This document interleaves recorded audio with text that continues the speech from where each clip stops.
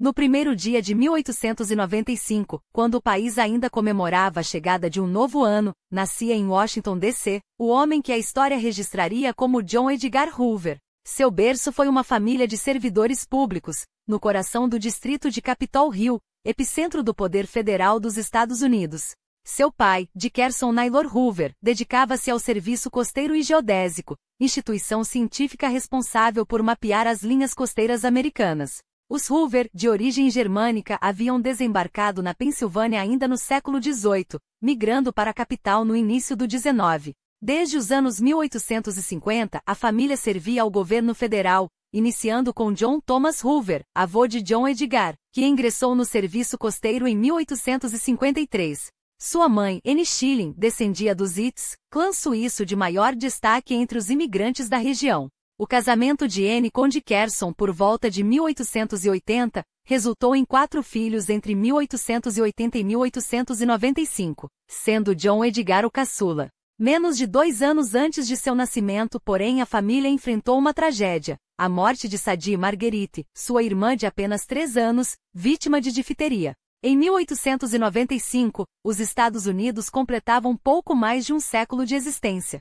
O país, que começara com 13 estados, já somava 44 após uma expansão implacável rumo ao oeste, até atingir o Pacífico. Durante boa parte daquele século, o poder concentrava-se nos estados, enquanto o governo federal mantinha-se frágil, até que Abraham Lincoln, na Guerra Civil, usou a força central para preservar a União, depois que 11 estados sulistas se rebelaram em 1861, temendo a abolição da escravidão. Com a vitória do Norte, os estados rebeldes foram reintegrados, e o governo federal tentou garantir direitos eleitorais à população negra. Os últimos anos do século XIX testemunharam um surto de prosperidade conhecido como Era Dourada, quando magnatas como J. P. Morgan, John D. Rockefeller, Andrew Carnegie e Cornelius Vanderbilt acumularam fortunas colossais. Em junho de 1895, Dickerson Hoover assumiu a chefia do setor de impressão do serviço costeiro, em Washington.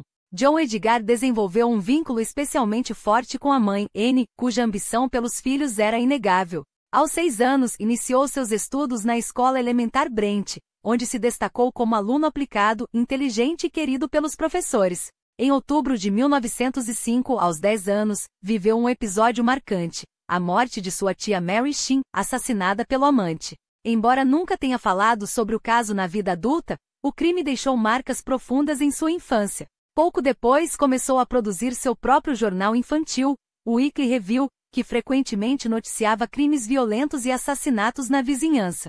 Crescer em Washington significava respirar política. Com o Capitólio a poucos quarteirões de sua casa em Sevard Square, o poder federal era uma presença constante. Durante a presidência de Theodore Roosevelt, iniciada em 1901 após o assassinato de William McKinley, o governo federal ganhou musculatura. Roosevelt combateu os monopólios que enriqueceram homens como Rockefeller e Carnegie, e em 1908, seu procurador-geral, Charles Bonaparte, criou o Bureau of Investigation para investigar violações às leis antitrust. Aos 12 anos, Hoover já trabalhava como entregador no Eastern Market, próximo à sua casa, após as aulas. Percebendo que agilidade significava mais entregas e mais dinheiro, desenvolveu um senso de eficiência que o acompanharia pela vida. Em setembro de 1909, aos 14 anos, ingressou na Central High School, a mais prestigiosa escola secundária para brancos de Washington. Além das disciplinas básicas, a instituição oferecia um currículo amplo, que incluía línguas modernas e antigas, ciências, história, desenho e música. Hoover manteve seu histórico de excelência, com notas brilhantes em quase todas as matérias. A escola também valorizava atividades físicas, e após não conseguir vaga no time de futebol, ele se juntou ao corpo de cadetes, onde fluiu em um ambiente de disciplina e ordem. Integrante da equipe de debates, passava horas na biblioteca do Congresso preparando competições. Embora 1/3 dos alunos fossem meninas, Hoover preferia a companhia masculina e influência, talvez, das pregações de Donald M. Seleud, pastor da primeira igreja presbiteriana que defendia a abstinência, o autocontrole e a segregação racial. M. Seleud acreditava que a salvação da humanidade estava na religião, não na ampliação de direitos políticos. Em 1913, seu último ano na Central High, Hoover formou-se como orador da turma, liderou a equipe de debates a mais vitórias e, como capitão da Companhia A dos Cadetes, comandou o desfile dos alunos pela Pennsylvania Avenue durante a posse do presidente Woodrow Wilson, em março daquele ano. Enquanto muitos colegas seguiam para universidades da Ivy League, ele precisou trabalhar como escriturário na Biblioteca do Congresso, frequentando aulas noturnas de direito na Universidade George Washington. Mesmo com a rotina exaustiva, Hoover se destacava nos estudos. Ingressou na Fraternidade Kappa Alpha, fundada por sulistas para perpetuar a causa perdida, a narrativa de que a Confederação lutara não pela escravidão, mas para proteger seu modo de vida agrário contra a exploração do norte industrializado. Essas ideias encontravam eco em Wilson, primeiro presidente sulista desde a Guerra Civil, que ao assumir, aprovou a segregação de funcionários federais na capital. Ao mesmo tempo, Wilson deu continuidade à expansão do poder federal iniciada por Roosevelt, criando o Federal Reserve e a Comissão Federal de Comércio em 1913. Em outubro de 1913, aos 18 anos, Hoover iniciou uma carreira de 59 anos no serviço público, encerrada apenas com sua morte, em 1972. Seu primeiro emprego foi na Biblioteca do Congresso, onde classificava e arquivava novos materiais segundo o sistema criado pelo bibliotecário-chefe Herbert Putnam. A organização meticulosa de Putnam impressionou Hoover, que passou a valorizar a importância de documentar e arquivar informações com precisão. Na universidade e por meio da Kappa Alpha, começou a circular entre políticos influentes do Sul, como o congressista democrata John Abercrombie do Alabama, que se tornaria um aliado crucial em seus primeiros anos de carreira. Após concluir o bacharelado em Direito em 1916, decidiu permanecer por mais um ano para aprofundar seus estudos. Quando obteve seu mestrado em 1917, a Primeira Guerra Mundial já devastava a Europa havia mais de 2 anos. Apesar dos ataques de submarinos alemães a navios no Atlântico, que ceifaram mais de 100 vidas americanas, o presidente Woodrow Wilson resistiu aos apelos britânicos e franceses para entrar no conflito. Só em abril de 1917, após a quebra da neutralidade, os Estados Unidos declararam guerra à Alemanha. 2 meses depois, Hoover formou-se em Direito e ingressou no Departamento de Justiça, isento do serviço militar graças a uma dispensa. Em 26 de julho, passou a atuar na Divisão de Emergência de Guerra, onde avaliava a lealdade de alemães suspeitos de subversão, decidindo se seriam internados ou libertados. Os casos chegavam até ele por meio do Bureau of Investigation, órgão ainda em formação. A escalada do conflito internamente se intensificou em junho de 1917, quando o Congresso aprovou o Espionage Act, dando ao governo federal poderes para reprimir qualquer oposição à guerra. O Departamento de Justiça passou a perseguir anarquistas, comunistas e ativistas de esquerda que organizavam protestos contra o envolvimento americano no conflito. Em fevereiro de 1918, quando Wilson ordenou que todos os homens nascidos na Alemanha e não naturalizados se registrassem junto às autoridades, Hoover coordenou pessoalmente a operação em Nova York, demonstrando uma eficiência que não passou despercebida. Com o fim da guerra em novembro de 1918, Hoover permaneceu no Departamento de Justiça. Em março de 1919, foi promovido a assistente especial do procurador-geral a Mitchell Palmer, uma ascensão que, embora os prisioneiros alemães tivessem sido libertados, coincidiu com o surgimento de uma ameaça ainda mais urgente, o comunismo. Em novembro de 1917, os bolcheviques haviam derrubado o governo provisório russo, instaurando a primeira república socialista do mundo. Em março de 1919, Lenin fundou a Terceira Internacional, ou Cominter, uma organização dedicada a exportar a revolução global. Palmer, convencido de que imigrantes estrangeiros estavam radicalizando o movimento operário americano, buscou autoridade para deportá-los em massa.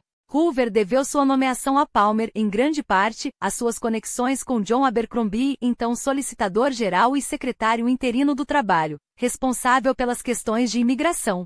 Mas foi em junho de 1919 que seu papel se tornou decisivo. Uma bomba anarquista destruiu a residência de Palmer como parte de uma onda de atentados contra figuras governamentais. Em 1º de julho, Palmer encarregou Hoover de liderar a recém-criada divisão radical do Bureau of Investigation, com a missão de coordenar entre os departamentos de Justiça e Trabalho para identificar e deportar extremistas políticos.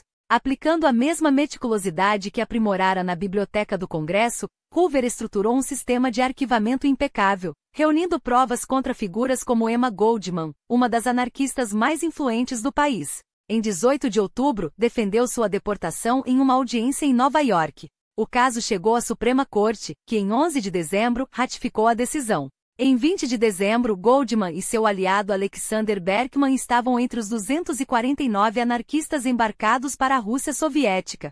Sem perder tempo, Hoover e Palmer voltaram suas atenções para o Partido Comunista e o Partido Trabalhista Comunista da América. Após compilar uma lista de estrangeiros ligados ao movimento, Hoover obteve 3.000 mandados de deportação, assinados por Abercrombie em 7 de dezembro. Em 2 de janeiro de 1920, agentes federais realizaram batidas em todo o país, resultando em mais de 3.000 prisões. A imprensa aclamou a operação, mas o sucesso foi efêmero. Com a saída de Abercrombie do Departamento do Trabalho em março, seu sucessor, Louis Post, anulou mais de 2.000 mandados, declarando as prisões ilegais.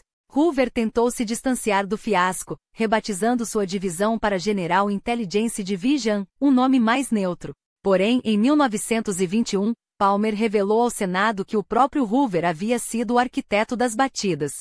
A mudança de administração agravou sua posição. Com a posse do republicano Warren Harding em março, Hoover, um remanescente da era Wilson, temeu pela demissão. Mesmo assim, permaneceu no cargo sob o novo procurador-geral, Harry Daugherty, ex-chefe de campanha de Harding. Em agosto, Daugherty nomeou o detetive particular William Barnes como diretor do Bureau of Investigation, relegando Hoover a assistente. Nos 3 anos seguintes, porém, foi Hoover quem implementou reformas duradouras, padronizou o sistema de impressões digitais, instituiu treinamento especializado para agentes e proibiu que subordinados falassem com a imprensa. Enquanto Barnes desfrutava de uma reputação de eficiência, o Departamento de Justiça sob Harding afundava em corrupção. O escândalo veio à tona após a morte súbita do presidente em 2 de agosto de 1923, quando se descobriu que sua administração havia recebido propinas para arrendar as reservas de petróleo de Teapot Dome, em Wyoming. Quando Daugherty se recusou a investigar as denúncias, o Senado abriu uma comissão em março de 1924, expondo o esquema sistemático de abuso de poder. Embora Hoover tenha negado conhecimento dos desmandes, é improvável que, como braço direito de Barnes, estivesse completamente alheio.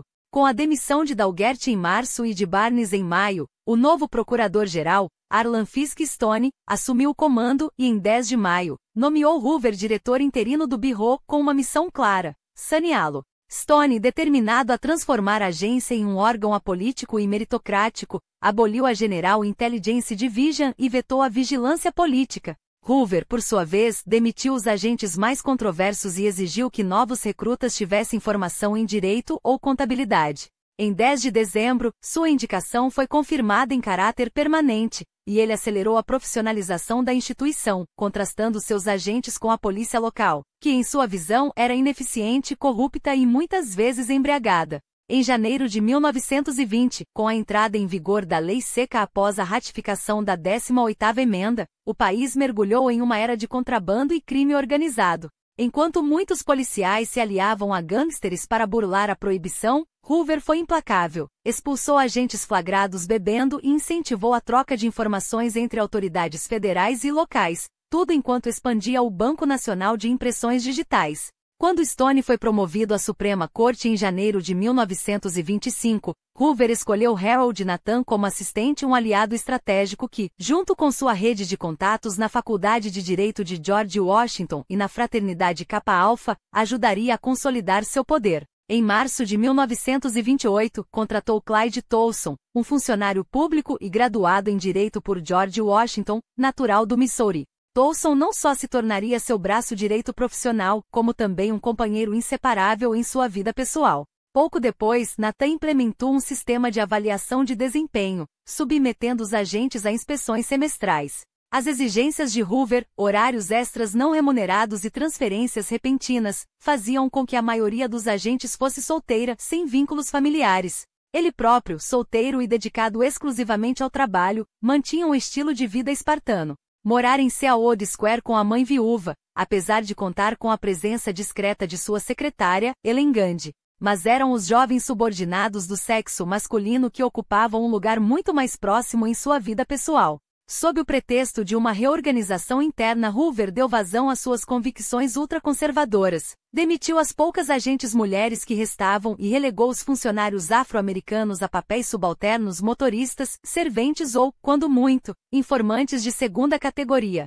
Até o final dos anos 1920 já estava claro que ele não construía apenas uma instituição, mas um império à sua imagem, livre de amarras políticas, blindado contra questionamentos e movido por uma agenda que só ele definia. A vitória do republicano Herbert Hoover, sem qualquer parentesco com J. Edgar, na eleição de 1928 parecia promissora.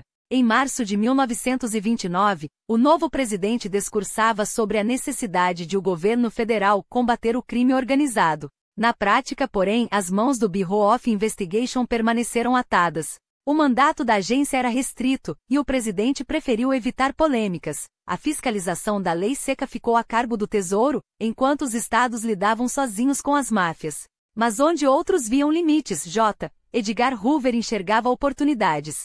Em vez de esperar por ordens, ele teceu alianças com departamentos de polícia locais para criar o primeiro Sistema Nacional de Estatísticas Criminais, um movimento estratégico que, embora burocrático, lhe deu acesso a dados e influência sobre o território que ambicionava dominar. A Grande Depressão, no entanto, varreu do mapa qualquer prioridade que não fosse a sobrevivência econômica. Em 1932, enquanto o país afundava no caos, Hoover investiu seus escassos recursos na criação de um laboratório forense, inaugurado em novembro sob o comando do agente especial Charles Appel. Era um sinal de que, mesmo em tempos de crise, sua visão de longo prazo não vacilava.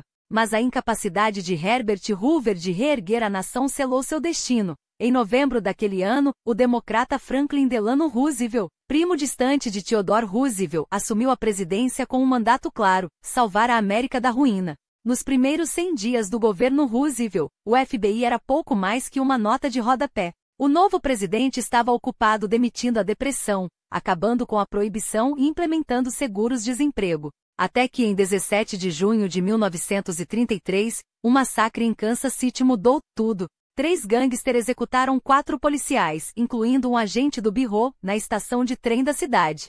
Hoover, que até então operava nos bastidores, viu ali sua chance. Abriu uma investigação imediata e transformou o caso em sua obsessão pessoal. Menos de um mês depois, em 29 de julho, o procurador-geral Homer Cummings, pressionado pela opinião pública e pela necessidade de mostrar resultados, não só o reconduziu ao cargo de diretor como lhe deu carta branca para agir. O timing não poderia ser mais propício. Uma semana antes, o magnata do petróleo Charles Urschel havia sido sequestrado em Oklahoma City. Após pagar um resgate milionário, Urschel foi libertado e, grato, ofereceu-se para ajudar o Bureau a rastrear seus captores. O alvo era George Machine Gun Kelly, um bandido de Tennessee cuja fama só crescia. Em setembro de 1933, Kelly foi preso, e passaria o resto da vida atrás das grades. Para Hoover, porém, a vitória era apenas o começo. Ele queria mais do que prender criminosos, queria redefinir o que significava ser um agente federal. Determinado a criar uma elite de detetives profissionais, Hoover desestimulava o uso de armas entre seus homens, preferindo que confiassem em sua inteligência e métodos científicos. Mas o procurador-geral Cummings, mais pragmático, exigiu treinamento em tiro e táticas de combate. Quando Cummings expandiu a jurisdição do Bureau para incluir roubos a bancos, sequestros e assassinatos, Hoover, inicialmente relutante, viu-se obrigado a aceitar e a provar que sua agência estava à altura do desafio. Foi então que John Dillinger, o inimigo público número 1, escapou de uma prisão em Indiana em março de 1934. Como o roubo de carros era uma competência federal, Hoover não teve escolha, teve que entrar na caçada. E confiou a missão a seu protegido, Melvin Purvis, chefe do escritório de Chicago. Em 9 de abril, o Bureau prendeu a namorada de Dillinger, mas o bandido continuou foragido. A operação seguinte, em 22 de abril, no esconderijo de Little Bohemia, em Wisconsin, foi um desastre. Dillinger escapou, um civil e um agente morreram, e a imprensa crucificou Hoover. A resposta de Roosevelt foi imediata. O Congresso aprovou leis que ampliaram o poder federal sobre roubos a bancos e sequestros. Enquanto isso, Dillinger seguia solto, até que em 22 de julho, agentes do FBI o emboscaram na saída do Biography Theater, em Chicago. O bandido foi executado a tiros e a nação comemorou. Mas por trás da vitória, um método sombrio se consolidava. Para extrair informações, os agentes passaram a empregar táticas brutais, espancamentos, privação de sono e humilhações sistemáticas. Hoover, que sempre pregara a superioridade moral de sua instituição, fechava os olhos. O sucesso contra Dillinger não foi suficiente para apaziguar sua fúria. O caso de Kansas City ainda o perseguia, e ele identificou em Pretty Boy Floyd o principal suspeito. Em 22 de outubro, agentes do escritório de Purvis em Chicago o localizaram em uma fazenda em Ohio. Floyd foi morto a tiros, mas, embora Purvis levasse os louros, o verdadeiro arquiteto da operação fora Sam Covley, um advogado da sede em Washington enviado por Hoover para auxiliar na caçada de Dillinger. A violência não pararia por aí. Em 27 de novembro, Covley e outro agente rastrearam Babyface Nelson, um dos cúmplices de Dillinger. No tiroteio que se seguiu, os três morreram. Abalado, Hoover chegou a uma conclusão inescapável. Seus homens precisavam ser tão letais quanto os criminosos que perseguiam. Não bastava dominar a lei ou a ciência forense, era necessário atirar com precisão cirúrgica. Essa obsessão pela perfeição tática o levou, no verão de 1935, a fundar a Academia Nacional do FBI, um centro de treinamento para policiais que, além de padronizar métodos, serviria como viveiro de novos recrutas para o Bureau. O sucesso na eliminação de figuras como Dillinger e Floyd havia chamado a atenção de Roosevelt, que agora exigia que Hoover assumisse um papel mais ativo na moldagem da imagem pública da lei federal. Foi então que o Division of Investigation ganhou um novo nome, Federal Bureau of Investigation. E com ele, um novo slogan, cunhado pelo próprio Hoover: Fidelity, Bravery, Integrity, Lealdade, Coragem e Integridade. Mas a campanha de relações públicas não pararia por aí. Em abril de 1935, os estúdios Warner Bros. Lançaram G.M., um filme que, sob a supervisão direta de Hoover, transformava seus agentes em heróis incólumes e os gangster em vilões sem qualquer romantismo. Hollywood, agora aliada, ajudaria a construir o mito. Hoover não era mais um burocrata obscuro, mas o rosto implacável da justiça americana. As portas do FBI foram abertas ao público, atraindo até 1.000 visitantes por dia.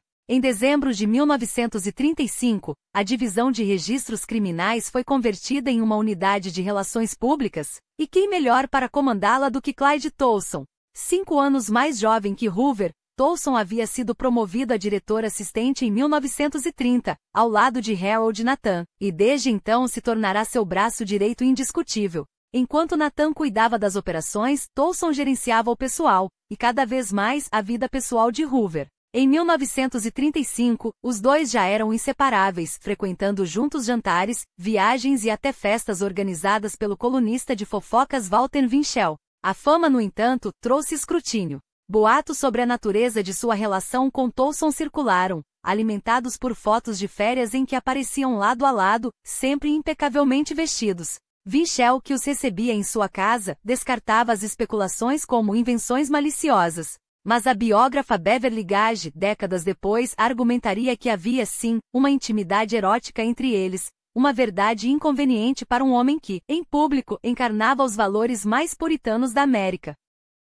Hoover, aliás, não perdia a chance de reforçar essa imagem. Em palestras para organizações cívicas, pregava a moral cristã conservadora e em agosto de 1937, liderou pessoalmente ao lado de Tolson, uma batida espetacular nos bordéis de Atlantic City, onde mais de 100 clientes foram presos. Era o mesmo homem que meses antes, havia criado o cargo de assistente do diretor especialmente para Tolson, consolidando-o como seu segundo em comando. A ironia era cortante. Enquanto promovia uma cruzada contra a decadência moral, sua própria vida privada era um enigma cuidadosamente guardado. Mas para o público Hoover era intocável, o guardião intransigente da lei em uma era de caos.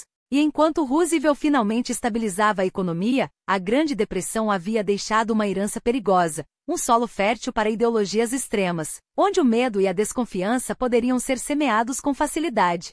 Hoover, sempre atento, já preparava sua próxima batalha. O ano de 1933 marcou um ponto de não retorno na história mundial. Enquanto os Estados Unidos ainda se debatiam com as cicatrizes da depressão, do outro lado do Atlântico, as sombras do extremismo se estendiam com velocidade aterradora. Na Alemanha, Adolf Hitler e seu partido nazista ascenderam ao poder, transformando o ódio em política de Estado. Judeus, comunistas, ciganos e qualquer grupo acusado de envenenar a nação foram alvos imediatos de uma perseguição sistemática, enquanto o mundo assistia, entre o espanto e a indiferença. Em 1936, a ameaça se multiplicava. Na França e na Espanha, as frentes populares, apoiadas por partidos comunistas, ganhavam força nos governos, alimentando o medo de que a Revolução Vermelha pudesse cruzar o oceano. Era um cenário que Roosevelt não podia ignorar. Às vésperas de sua reeleição, o presidente via com clareza os dois espectros que pairavam sobre a América: o fascismo, com sua promessa de ordem através da opressão, e o comunismo, com seu apelo à revolta das massas.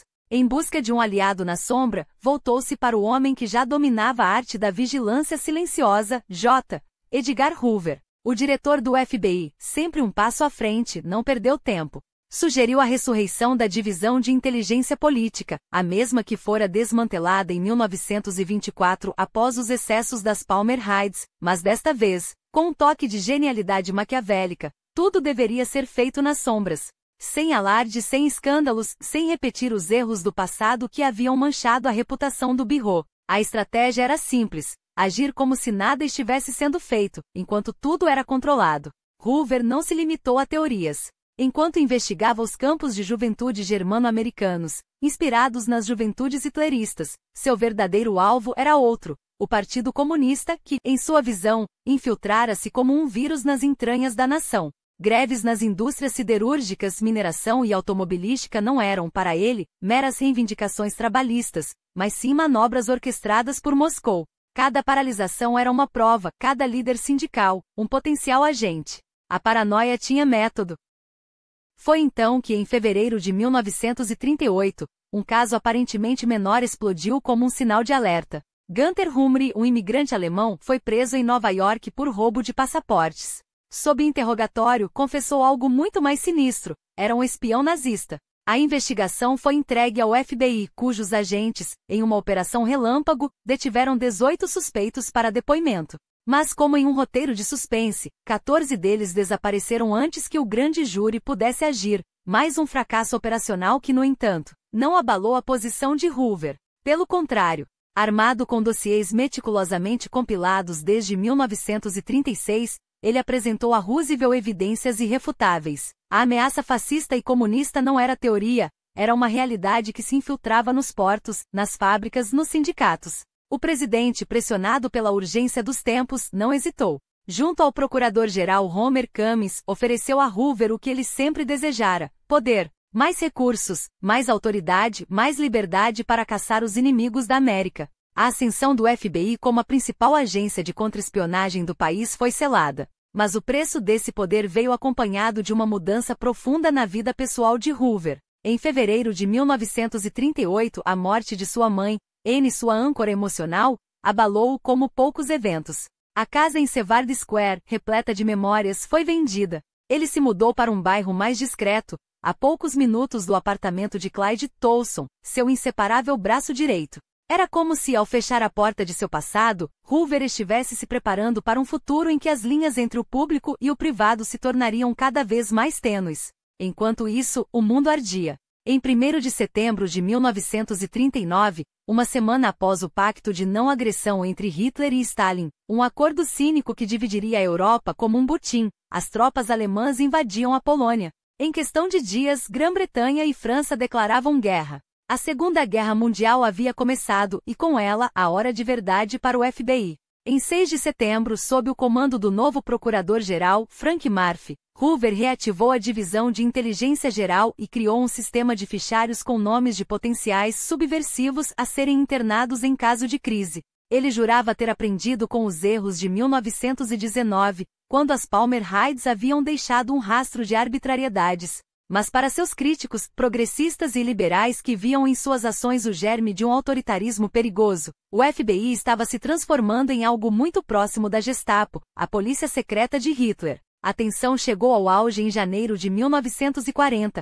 quando Murphy foi promovido à Suprema Corte. Seu substituto, Robert Jackson, chegou ao Departamento de Justiça com rumores de que Hoover seria demitido. O diretor, mestre no jogo do poder, antecipou-se, ofereceu sua renúncia. Jackson pegou de surpresa, viu-se obrigado a emitir uma declaração pública de apoio ao FBI. ao mesmo tempo em que reafirmava a autoridade do departamento sobre a agência. Era uma vitória de Pirro. Hoover saía mais forte, mas com a sombra de que seu império poderia desmoronar a qualquer momento. Até que em julho de 1940 a França caiu. Em apenas 6 semanas, a Blitzkrieg alemã esmagou um dos exércitos mais poderosos da Europa. O choque foi global. Roosevelt respondeu com uma mobilização sem precedentes. A indústria de guerra foi acelerada e as operações de contra-espionagem expandidas. Ignorando os protestos dos liberais, o presidente autorizou grampos telefônicos em massa e aprovou o Alien Registration Act, obrigando estrangeiros a se registrarem junto ao governo. Mas não parou por aí. Sabendo que os nazistas estavam tecendo uma rede de inteligência na América Latina, Roosevelt encarregou o FBI de estender suas operações para o sul do continente. O Bureau, que em janeiro de 1940 tinha menos de 2.500 funcionários, explodiu para quase 5.600 em meados de 1941, com um orçamento que atingiria 25 milhões de dólares em 1942. Hoover agia em todas as frentes. Grampos foram instalados em embaixadas estrangeiras. Informantes infiltraram-se em fábricas, sindicatos e até em organizações de direitos civis. A cooperação com a inteligência britânica foi intensificada, e agentes do FBI foram enviados a Londres e Ottawa para treinamento. Através de um de seus maiores trunfos, o agente duplo William Sebold, o Bureau mantinha sob vigilância uma vasta rede de espiões nazistas. O ápice dessa operação veio em 28 de junho de 1941, quando o FBI desmantelou uma célula de mais de 30 espiões alemães, acusados sob a lei de espionagem. Era uma vitória retumbante, mas que veio com um gosto amargo. Os britânicos, desconfiados da burocracia do FBI, preferiam lidar diretamente com Bill Donovan, chefe do Office of Strategic Services, a futura CIA. O mundo, no entanto, estava prestes a virar de cabeça para baixo. Na manhã de 7 de dezembro de 1941, o impensável aconteceu. Aviões japoneses bombardearam Pearl Harbor, arrasando a frota americana no Pacífico.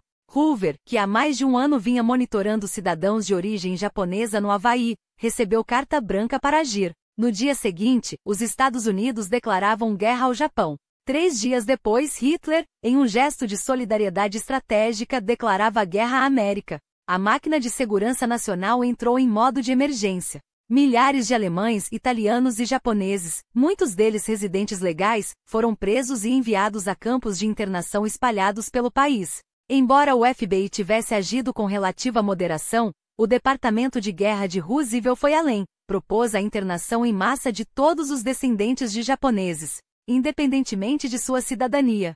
Hoover, surpreendentemente, opôs-se. Com dados em mãos, argumentou que a esmagadora maioria dos nipo-americanos era leal, mas a política venceu a razão. Em fevereiro de 1942, Roosevelt assinou a ordem executiva que resultaria no confinamento de mais de 120 mil pessoas, a maioria delas cidadãos americanos, em campos no interior do país. O FBI, no entanto, não podia se dar ao luxo de questionar ordens. Em 12 de junho de 1942, a Guarda Costeira interceptou 4 homens suspeitos desembarcando em Long Island, Nova York, com um carregamento de explosivos. Era o início da descoberta da Operação Pastorius, um plano nazista para sabotar alvos estratégicos nos Estados Unidos. Um dos agentes, George Day, entregou-se ao FBI e revelou os detalhes da missão. Em uma semana, todos os 8 sabotadores foram capturados. Hoover e Towson transformaram o caso em um espetáculo de propaganda, exaltando a eficiência do Bureau enquanto omitiam o papel crucial da Guarda Costeira e a colaboração de Day. Roosevelt, determinando a enviar uma mensagem intransigente, criou um tribunal militar para julgar os saboteadores. Hoover havia prometido clemência a Day e a seu cúmplice, Peter Berger, em troca de suas confissões. Mas quando as sentenças foram anunciadas e execução para 6 dos acusados, 30 anos para Day e prisão perpétua para Berger, ficou claro que a palavra do diretor do FBI valia pouco diante da fúria da guerra. Em 1948, ambos seriam deportados para a Alemanha, sobreviventes de um sistema que os havia usado e descartado. A Operação Pastorius foi o grande triunfo de Hoover durante a guerra, mas também um aviso: no jogo do poder, até os aliados podiam se tornar peões. Enquanto o FBI expandia suas atribuições, agora incluindo a caça a homossexuais dentro do governo, a pedido do próprio Roosevelt, uma questão permanecia no ar. Até onde iria o império de Hoover? E mais assustadoramente, quem poderia detê-lo? Mas a obsessão de Hoover por caçar subversivos dentro do próprio governo esbarrava em um paradoxo perigoso: sua própria vida privada era um alvo fácil para chantagens. Enquanto Roosevelt pressionava para investigar funcionários suscetíveis à coerção estrangeira, especialmente homossexuais considerados risco de segurança, os boatos sobre a orientação sexual do próprio diretor do FBI se espalhavam como fogo em palha. Hoover agiu com mão de ferro, reprimiu as especulações, garantiu que nenhuma demissão por inclinações imorais fosse atribuída à sua iniciativa e, com maestria, transformou a caça aos desviantes em uma cruzada pela pureza institucional. O presidente, porém, não parou por aí. Preocupado com a fratura racial que ameaçava a unidade nacional em plena guerra, Roosevelt ordenou que Hoover investigasse a violência contra negros, um tema que, para o diretor, era tão incômodo quanto a ameaça comunista. Embora jamais abandonasse suas crenças na supremacia branca, Hoover, com pragmatismo calculado, cedeu. Colaborou com a NAAC, mandou agentes infiltrar linchamentos no Sul e exigiu que policiais locais tratassem os crimes raciais com a seriedade que mereciam. Enquanto o FBI se debatia entre puritanismo e hipocrisia, o mundo ardia. Em 6 de junho de 1944, soldados americanos desembarcaram nas praias da Normandia, abrindo caminho para a libertação da Europa. 5 meses depois, Roosevelt, recém-reeleito para um 4º mandato, morreria em 12 de abril de 1945, às vésperas da rendição alemã. Seu sucessor, Harry Truman, não hesitaria em usar a arma definitiva. Em agosto, Hiroshima e Nagasaki foram reduzidas a cinzas, forçando o Japão à capitulação. Mas para Hoover, a verdadeira batalha estava apenas começando. Antes mesmo da morte de Roosevelt, ele já articulava seu próximo golpe: transformar o FBI na peça central da inteligência pós-guerra, esmagando a concorrência do Os de Donovan. Em 20 de setembro de 1945, Truman extinguiu o escritório rival, uma vitória aparente para Hoover. Mas a euforia durou pouco. Em 22 de janeiro de 1946, o presidente anunciou a criação do Central Intelligence Group, unindo espiões dos departamentos de Estado, Guerra e Marinha. A mensagem era clara: a inteligência internacional agora tinha dono, e não era o FBI. Furioso, Hoover recebeu outra facada quando Truman ordenou que sua agência abandonasse as operações na América Latina, transferindo tudo para o CIG. A resposta do diretor foi tão drástica quanto previsível: mandou queimar todos os arquivos coletados e retirasse seus agentes do continente em menos de um mês. Em julho de 1947, o CIG se tornaria a CIA, e Hoover, mais uma vez, viu seu império ser contido. Frustrado em sua ambição global, ele voltou-se para o território que ainda dominava, os Estados Unidos. E lá, o racismo que nunca abandonara voltava a explodir. Embora os linchamentos tivessem diminuído durante a guerra, 1946 trouxe uma nova onda de terror. Em julho, uma família negra, incluindo um veterano recém-chegado da Europa, foi assassinada na Geórgia. Apesar de o FBI entrevistar 2.800 testemunhas e identificar 10 suspeitos, a Justiça Branca do Sul os absolveu. Hoover, porém, não desistiria tão fácil. Em fevereiro de 1947, após o linchamento de Willie Early, na Carolina do Sul, o Bureau conseguiu indiciar 31 pessoas, mas mais uma vez, o júri as inocentou. Diante do fracasso, Hoover fez o que sempre fez: transformou a derrota em arma política. Em seu depoimento ao Comitê Presidencial sobre Direitos Civis, exigiu uma lei federal contra linchamentos. Truman, pressionado, dessegregou as Forças Armadas por decreto em 1948, mas o Congresso, dominado por democratas sulistas, bloqueou qualquer avanço. Enquanto a nação se dividia, porém, um novo inimigo unia os americanos: o comunismo. A União Soviética, aliada na guerra, agora era ameaça. Hoover, que nunca parara de vigiar comunistas domésticos, tinha provas, ou pelo menos, o que chamava de provas. Segundo o FBI, Moscou havia infiltrado sindicatos, movimentos pelos direitos civis, pior, o próprio governo. Em 7 de novembro de 1945, a espiã soviética Elizabeth Bentley se entregou ao Bureau, entregando os nomes de quase 150 agentes, incluindo Harry Dexter White, arquiteto do sistema financeiro global em Bretton Woods. Suas revelações ecoavam as de Whittaker Chambers, ex-comunista que acusava Algeris, alto funcionário do Departamento de Estado e presidente da conferência que criou a ONU. Hoover mobilizou 250 agentes para investigar, mas Truman, cético, ignorou os alertas e promoveu White a diretor do FMI. O diretor do FBI, humilhado, encontrou refúgio onde sempre o encontrara, no medo alheio. Virou-se para os republicanos no Congresso e para o Comitê de Atividades Anti-Americanas, criado em 1938 para caçar fascistas e comunistas. Em 26 de março de 1947, Hoover depoou perante o comitê, pintando o comunismo como um câncer na democracia liberal. O FBI alimentou a histeria, forneceu provas de que Hollywood estava infestada de vermelhos. Walt Disney e um jovem Ronald Reagan, então presidente do Sindicato dos Atores, apoiaram a caçada. Quando 10 testemunhas se recusaram a admitir filiação ao Partido Comunista, o comitê exibiu suas carteirinhas, e o Hollywood foi preso por desrespeito. A indústria em pânico criou listas negras. Enquanto isso, Hoover colhia mais informantes. Em 1947, o exército começou a decifrar mensagens soviéticas interceptadas durante a guerra, o Projeto Venona. O diretor do FBI, ávido por vingança, abraçou a operação. Em julho de 1948, conseguiu indiciar 12 líderes comunistas sob a Lei de Registro de Estrangeiros. Pouco depois, Bentley repetiu suas acusações contra White perante o comitê.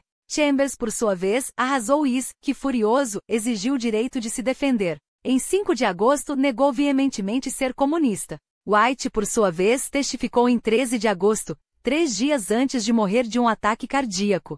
Hoover, doente com pneumonia, acompanhava tudo de longe, enquanto era indiciado por perjúrio após Chambers apresentar novos documentos. O diretor do FBI pode ter se irritado por não ser ele a desmascarar o traidor, mas a guerra estava apenas começando. E em dezembro de 1948, uma nova bomba explodiria. Um espião soviético havia entregado aos americanos um segredo capaz de abalar os alicerces da nação. A espiã mencionada nos cabos Venona não era uma figura qualquer. Tratava-se de Judith Coplon, funcionária da seção de registro de agentes estrangeiros do Departamento de Justiça, justamente o órgão responsável por rastrear atividades suspeitas. A ironia era cortante. Enquanto Coplon tinha acesso a informações sensíveis sobre espionagem, ela própria estava passando segredos para Moscou. Hoover, sempre um passo à frente, não hesitou. Autorizou uma vigilância implacável sobre Coplon e seu círculo social, armando uma armadilha com um relatório falso. O plano deu certo. Em 4 de março de 1949, ela e seu manipulador soviético foram presos. Aquele ano seria um tufão de vitórias para o FBI. Entre o julgamento de a aplicação da Lei Smith, que criminalizava a conspiração para derrubar o governo, e o caso Coplon, Hoover acumulava triunfos. Mas quando a condenação de Coplon foi anulada em apelação, ele recuou estrategicamente, não por fraqueza, mas para proteger o segredo mais valioso da América, Venona. Nem Truman, nem a CIA podiam saber da existência daquele projeto. O risco era grande demais.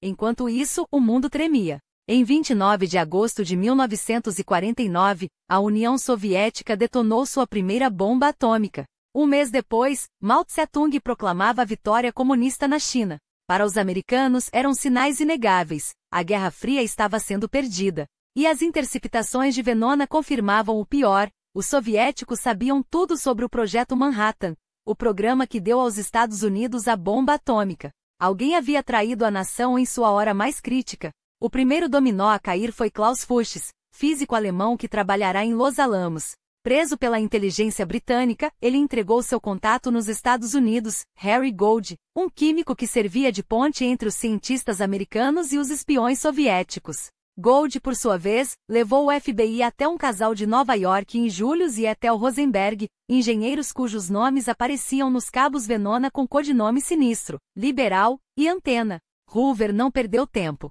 Julius foi preso em 17 de julho de 1950, Ethel, em 11 de agosto. Mas nenhum dos dois cedeu. Mesmo sob pressão, mantiveram silêncio, como se seu mutismo pudesse salvar o que restava de sua causa. O julgamento em 6 de março de 1951 foi um espetáculo de traição e fanatismo. Condenados à morte, tornaram-se mártires para a esquerda mundial, que clamava por clemência.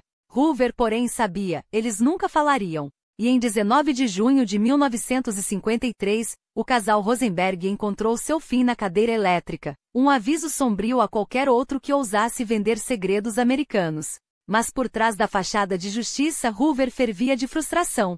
Venona revelava uma teia muito maior, espiões que escapavam, traidores que desapareciam. Logo após a execução dos Rosenberg, 2 nomes saltaram dos cabos: Guy Burgess e Donald Maclean, agentes britânicos que trabalhavam na Embaixada de Washington.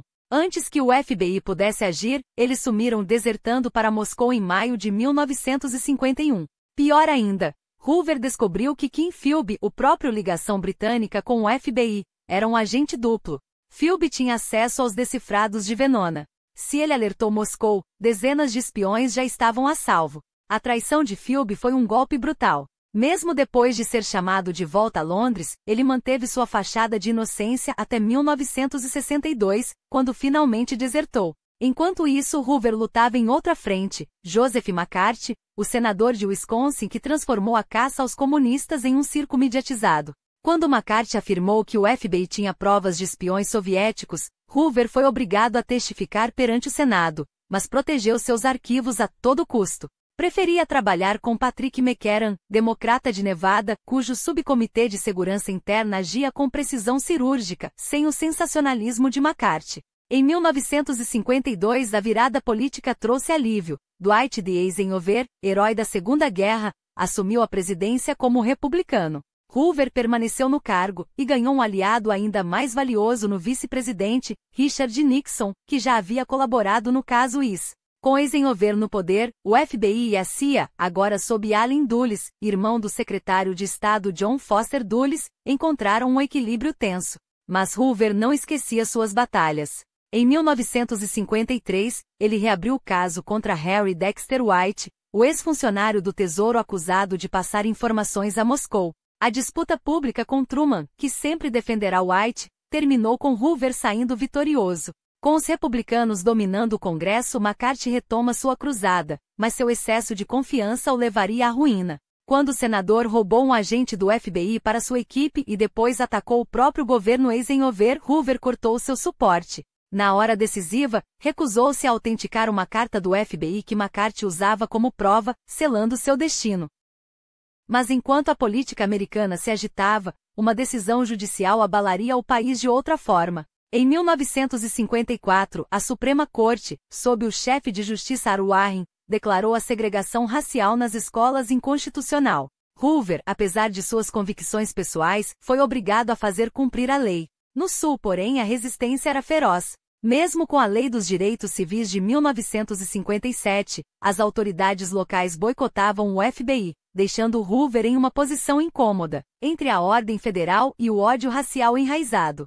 Foi então que Nikita Khrushchev, o novo líder soviético, deu a Hoover um presente inesperado. Em fevereiro de 1956, em um discurso secreto, ele denunciou os crimes de Stalin, expondo as purgas e o culto à personalidade. O impacto foi imediato, o comunismo americano desmoronou. Mas a Suprema Corte, em uma série de decisões em 1957, limitou o poder do FBI contra comunistas. Hoover não se deixaria paralisar. Em 1956, ele criou o COINTELPRO, um programa secreto de contra-espionagem projetado para semear divisão no Partido Comunista. E em 1958, um de seus agentes infiltrados, Maurice Schultz, conseguiu algo extraordinário. Foi recebido pela liderança soviética em Moscou e depois por Mao Tse-tung em Pequim. As informações que trouxe eram ouro puro, e Hoover as entregou diretamente a Eisenhower. A década terminaria com uma derrota pessoal. Nas eleições de 1960, seu aliado Richard Nixon perdeu por pouco para John F. Kennedy, o jovem senador de Massachusetts.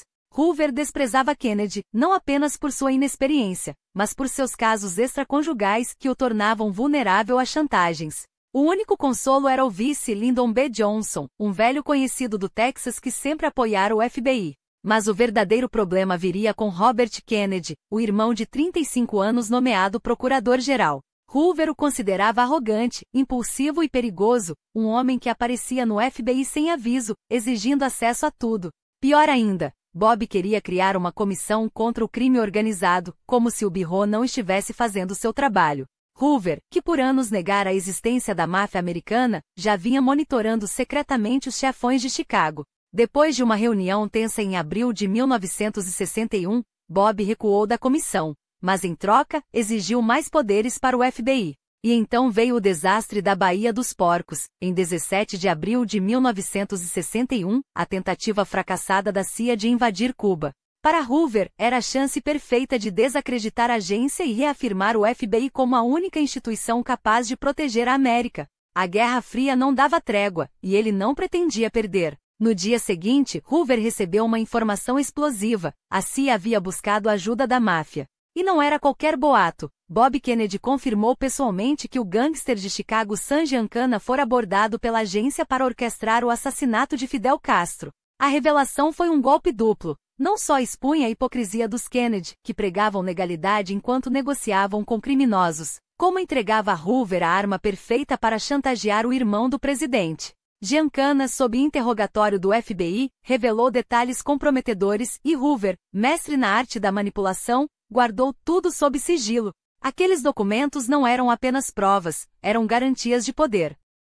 Mas a tensão entre Hoover e Bob não se limitava às sombras da Guerra Fria. Em maio de 1961, os Freedom Riders, ativistas dos direitos civis que desafiavam a segregação viajando de ônibus pelo sul, tornaram-se o novo campo de batalha. O FBI tinha informantes dentro do Ku Klux Klan, que alertaram sobre um ataque iminente em Birmingham, Alabama, no dia 14. A polícia local ignorou os avisos. Quando os ônibus foram incendiados e os passageiros espancados, Bob Kennedy implorou por intervenção do FBI. Hoover recusou. Limitou-se a coletar evidências, enquanto a violência se alastrava. Para ele, o movimento pelos direitos civis não era uma luta por justiça, mas um cavalo de Troia comunista. Através de seu informante Maurice Childs e seu irmão Jack, o FBI já vinha rastreando Stanley Levison, o empresário nova-iorquino e financista do Partido Comunista que, nos anos 1960, havia se tornado conselheiro próximo de Martin Luther King Jr., o mesmo King que servia como ponte entre a Casa Branca e os ativistas.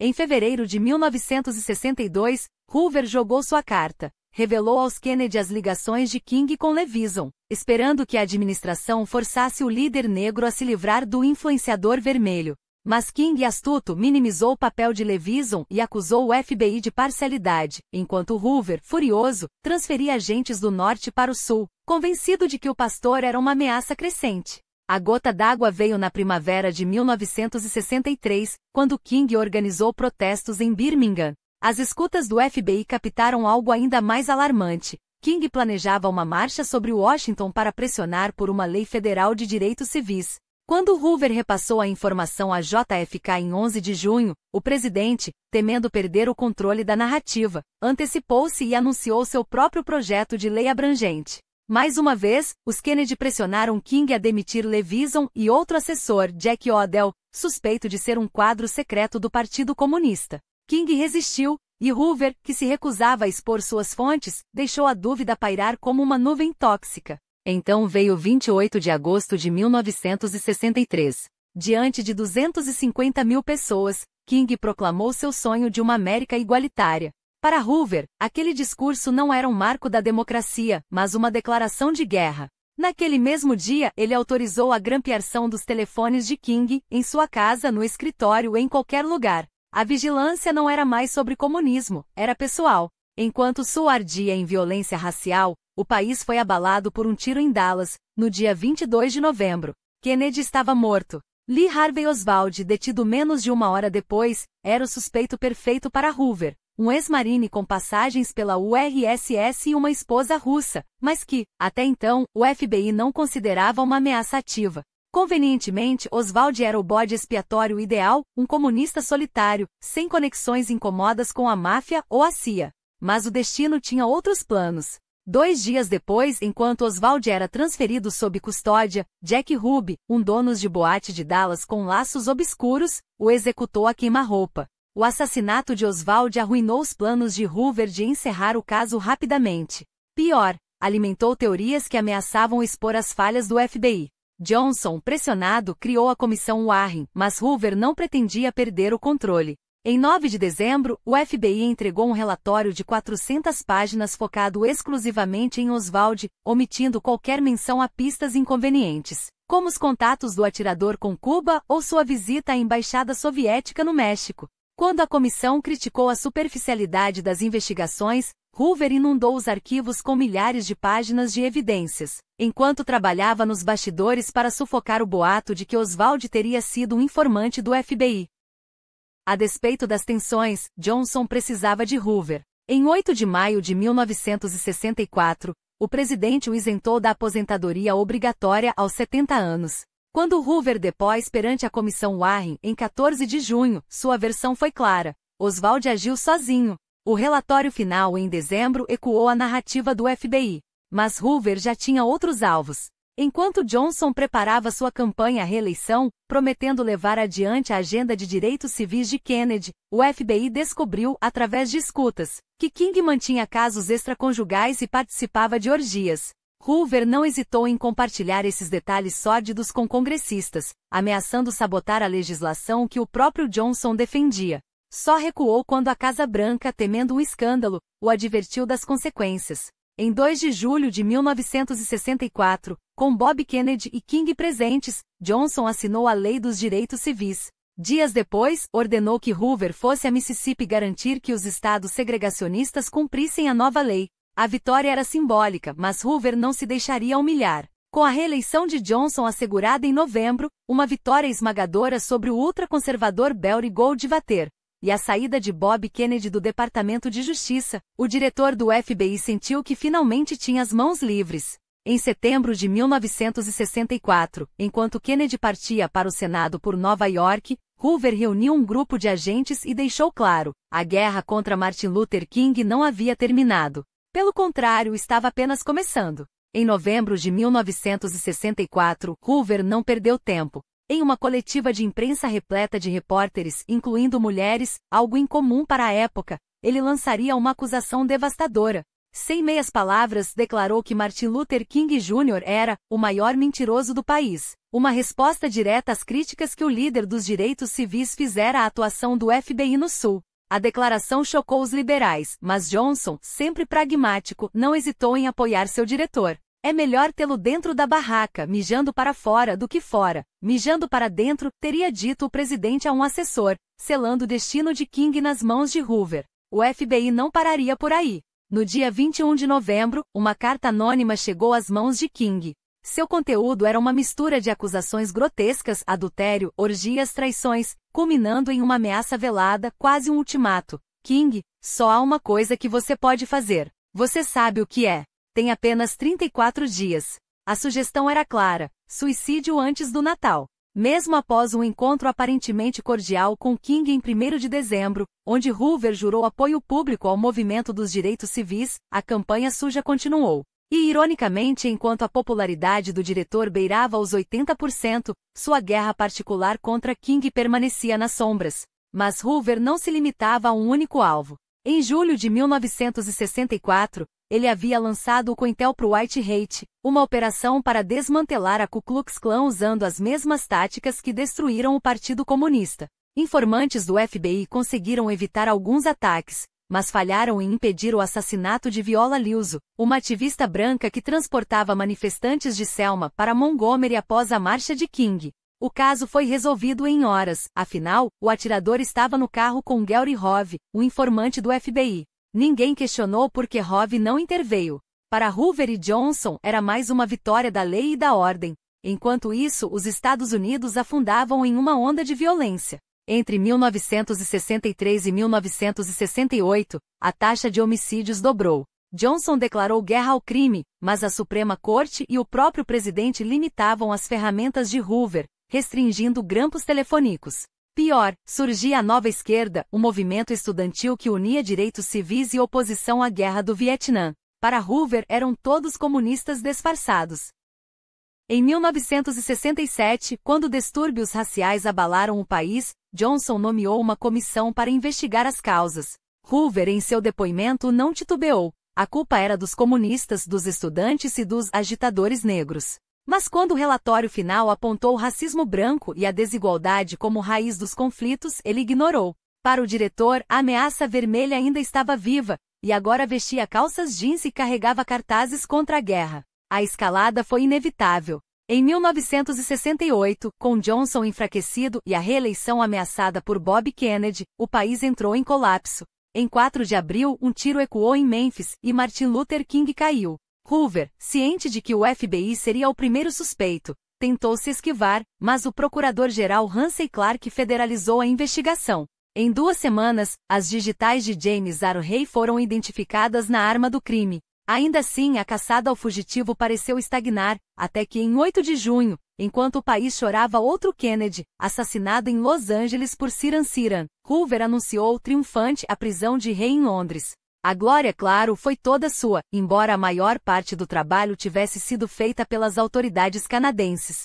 Ray foi extraditado em julho, mas seu julgamento em 1969 só alimentou mais dúvidas. Ao se declarar culpado, ele insinuou uma conspiração, e os rumores de envolvimento do FBI nunca desapareceram. Enquanto isso, Nixon assumia a presidência, e Hoover ganhou não apenas um aliado, mas um cúmplice. Com carta branca, o FBI intensificou a perseguição aos Panteras Negras, aos estudantes radicais e a qualquer voz que desafiasse a ordem estabelecida. Até que em 4 de dezembro de 1969, a polícia de Chicago invadiu o apartamento de Fred Hampton, líder dos Panteras, e o executou enquanto dormia.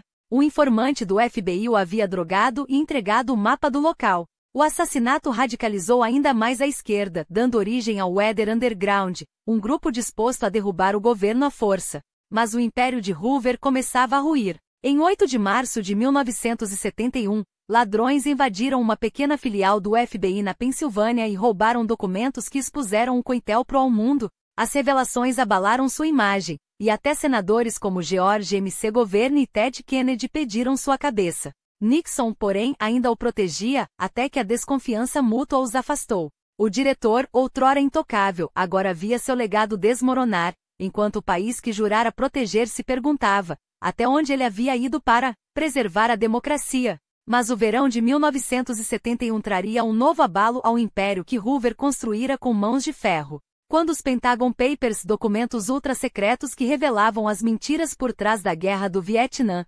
vazaram para o New York Times, Nixon, furioso com a suposta lentidão do FBI em investigar os responsáveis, tomou uma decisão que marcaria o início do fim de sua própria presidência. Em vez de confiar no Bureau, ele recrutou um esquadrão clandestino, apelidado de Encanadores de Plumbers, para caçar vazamentos e executar operações sujas. A ironia era cortante. O homem que havia transformado a espionagem doméstica em arte agora via seu próprio governo recorrer a métodos ainda mais sombrios e fora do controle do FBI. Enquanto isso, no gabinetes escuros do edifício J. Edgar Hoover, o diretor envelhecia, mas não cedia. Nixon, cada vez mais impaciente, pressionava por uma data de aposentadoria, mas Hoover, o mestre da sobrevivência política, exigia uma ordem por escrito, algo que o presidente, temeroso das repercussões, nunca se atreveu a assinar. O homem que havia servido 8 presidentes, de Coolidge a Nixon, não iria sair de cena sem luta.